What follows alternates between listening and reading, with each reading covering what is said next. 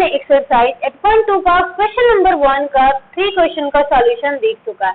अब आप 2 क्वेश्चन उसमें जो गिवन है वो आप खुद से सॉल्व करेंगे। अगर आपको कोई भी परेशानी हो, कोई भी दिक्कत हो तो आप कमेंट में क्वेश्चन लिखकर भेज सकते हैं। नाउ क्वेश्चन नंबर 2 की ओर मूव करते हैं। क्वेश्चन नंबर 2 का फर्स्ट क्वेश्चन गिवन है। हमारा क्वेश्चन नंबर 2 गिवन है, choose the correct option and justify your choice. आप जो ऑप्शन चूज कर रहे हैं उसको जस्टिफाई भी करना है कि आपने जो ऑप्शन चूज किया है वो सही है या रॉन्ग है। तो फर्स्ट हमारा क्वेश्चन गिवन है 2 tan 30 degree upon 1 plus tan square 30 degree. तो टेबल से देख करके हम वैल्यू अभी पुट करेंगे। टेबल मैंने इसीलिए रखा है ताकि आप जितना क्वेश्चन सॉल्व करेंगे आप इजीली लर्न कर जाएंगे वैल्यू। 2 tan 30 डिग्री तो 2 मल्टीप्लाई tan 30 डिग्री का वैल्यू है 1/√3, 2 into 1/√3 upon 1 plus tan square 30 degree. तो 1 प्लस tan 30 डिग्री का वैल्यू 1/√3 एंड 1/√3 का हम स्क्वायर करेंगे। हमारा न्यूमरेटर में मिल गया 2/√3, मल्टीप्लाई करेंगे तो 2/√3 आएगा।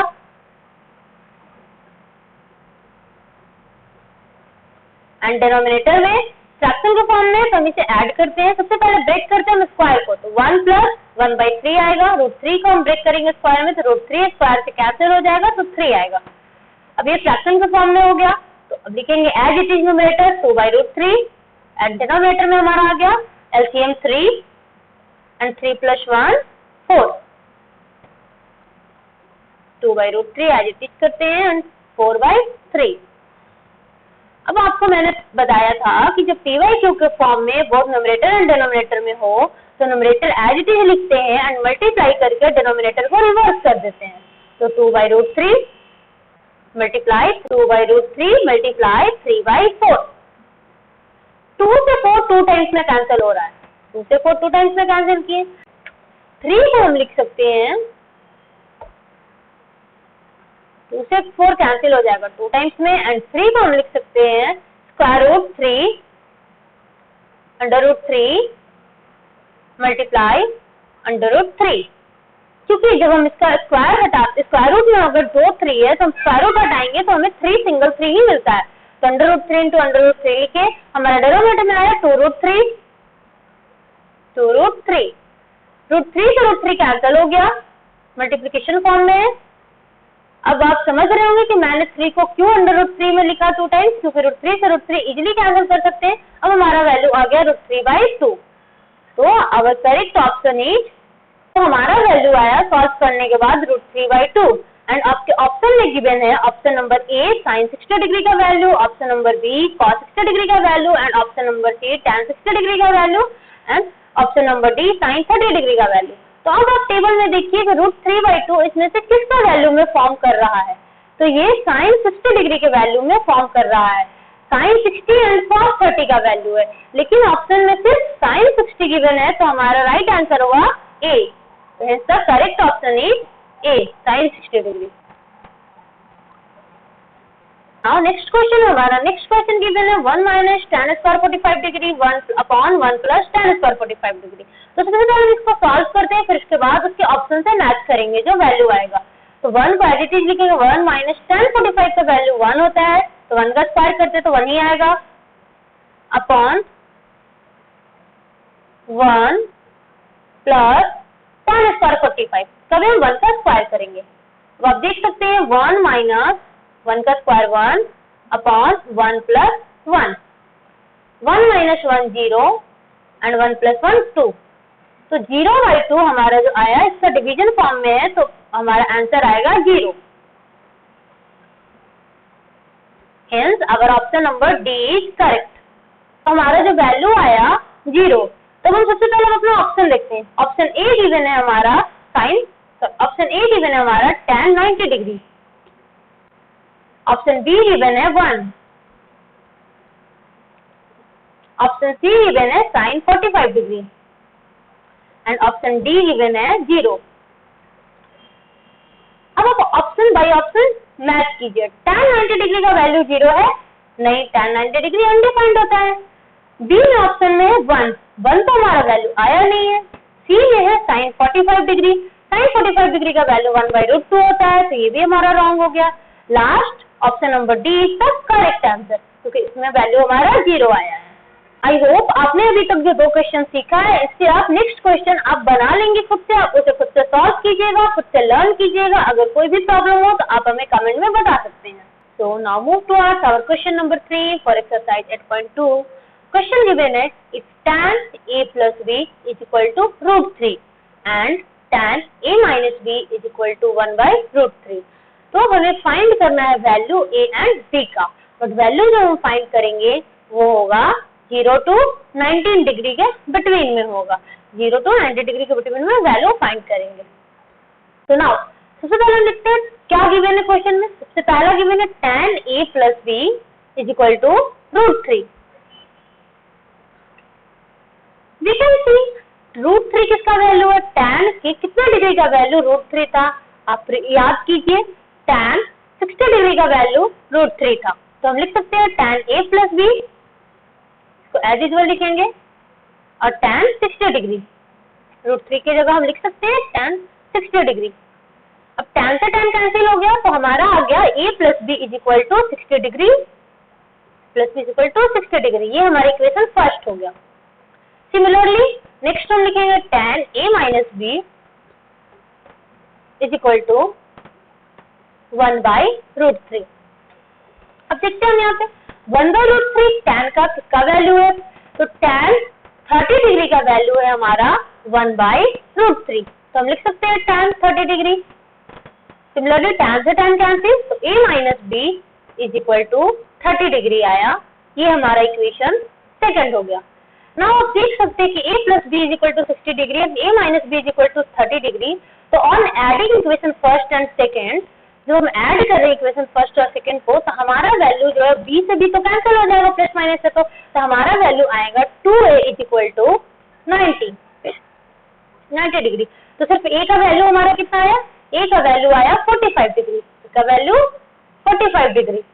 नाउ फ्रॉम इक्वेशन फर्स्ट अब हमें a का वैल्यू तो पता हो गया 45 डिग्री आया, अब हमें b का वैल्यू फाइंड करना है। तो हम इक्वेशन फर्स्ट से चलते हैं या इक्वेशन सेकंड से भी आप चल सकते हैं, किसी से भी चल सकते हैं, बट हमें b का वैल्यू फाइंड करना तो पॉजिटिव जब लेंगे a plus b is equal to 60 degree, फिर हम इक्वेशन फर्स्ट ले रहे हैं तो फिर आप a plus b is equal to 60 degree.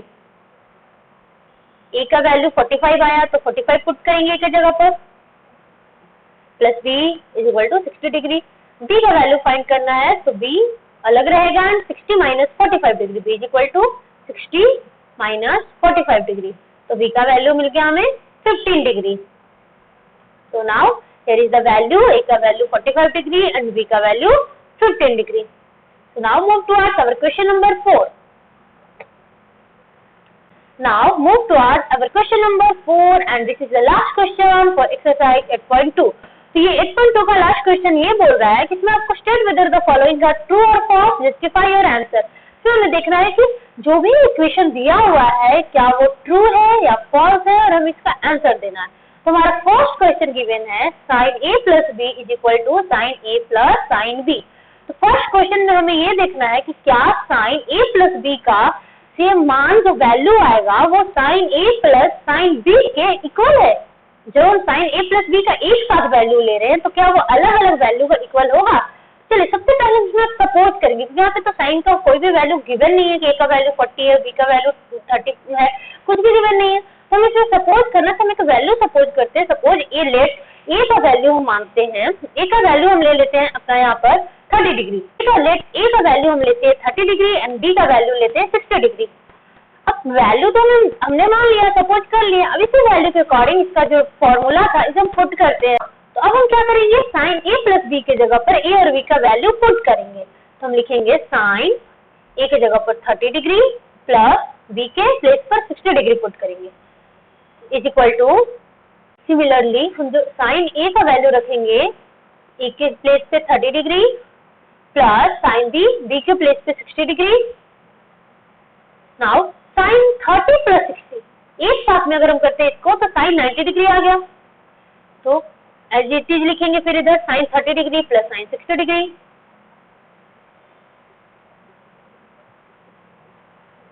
हम इसका वैल्यू पुट करेंगे। साइन 90 डिग्री का वैल्यू कितना होता है, तो साइन 90 डिग्री का वैल्यू होता है 1, तो उसकी जगह 1 लिखेंगे। साइन 30 डिग्री का वैल्यू कितना होता है, तो साइन 30 डिग्री का वैल्यू होता है 1/2 प्लस साइन 60 डिग्री का वैल्यू होता है √3/2।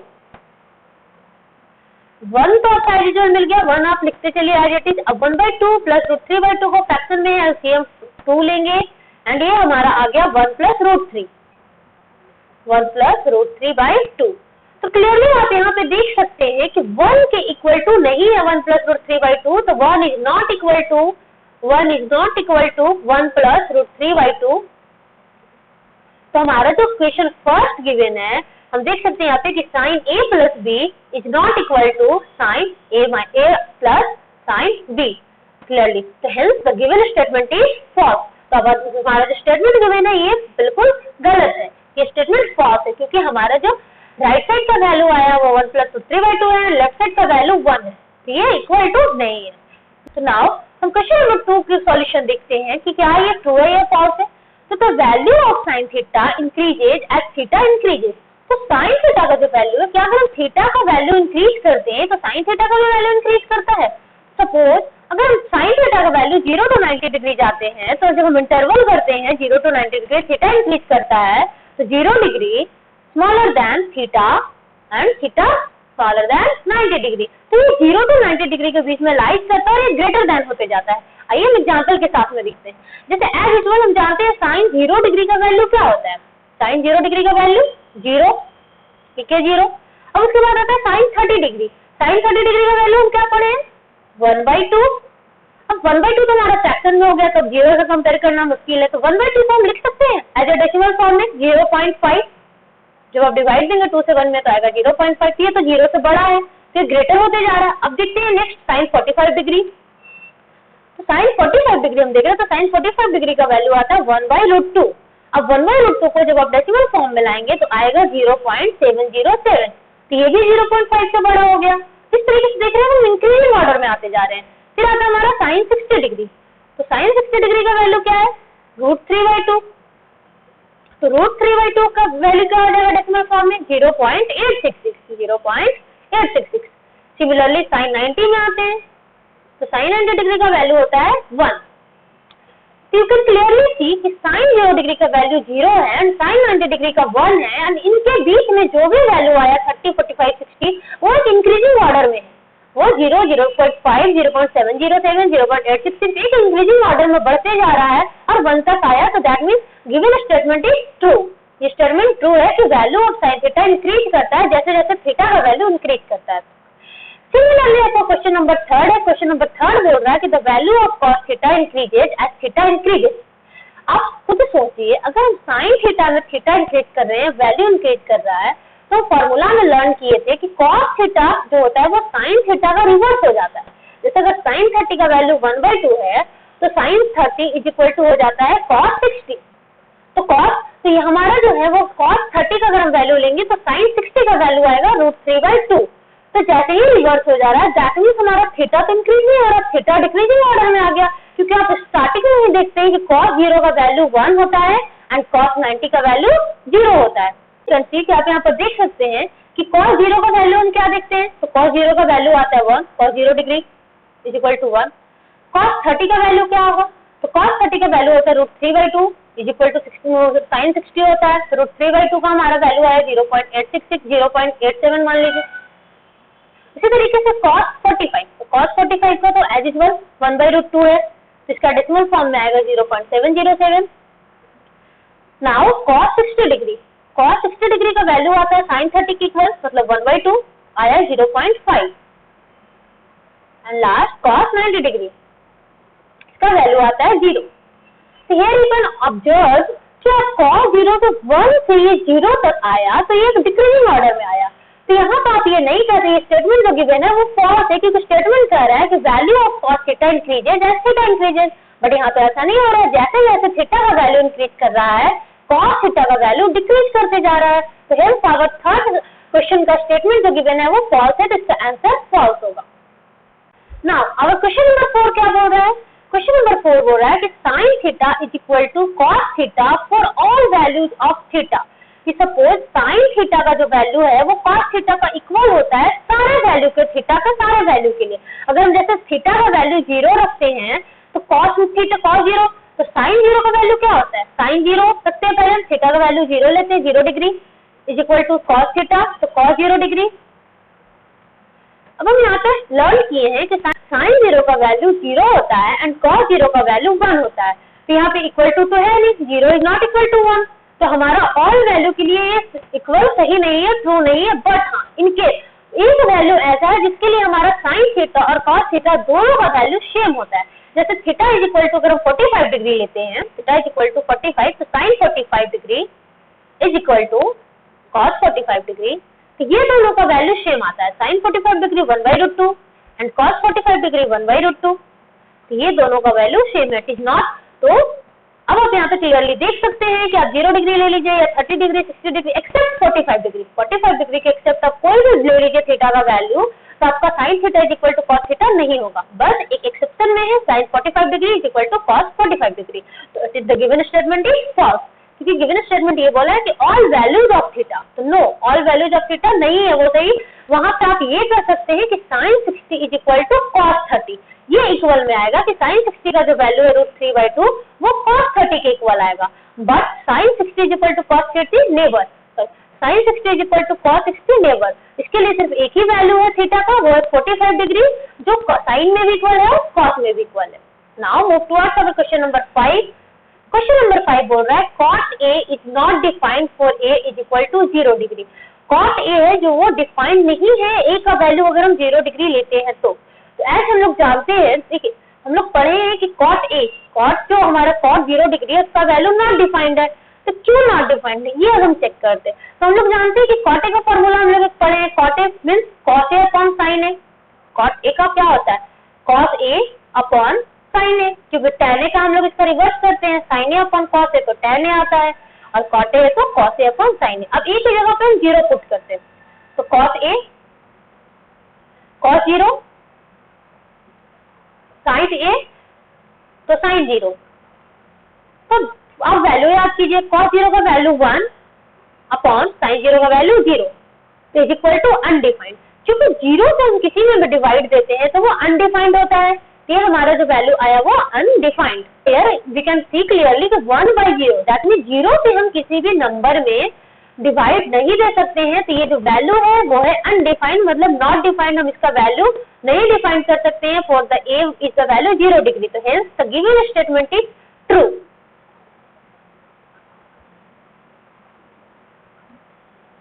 आई hope you like my video, and अगर आपको कोई भी क्वेश्चन में किसी भी तरीके का क्वेरी हो, प्रॉब्लम हो, तो आप कमेंट में प्लीज मेंशन करें, and please don't hesitate to subscribe my channel, and please share my channel also. Thank you.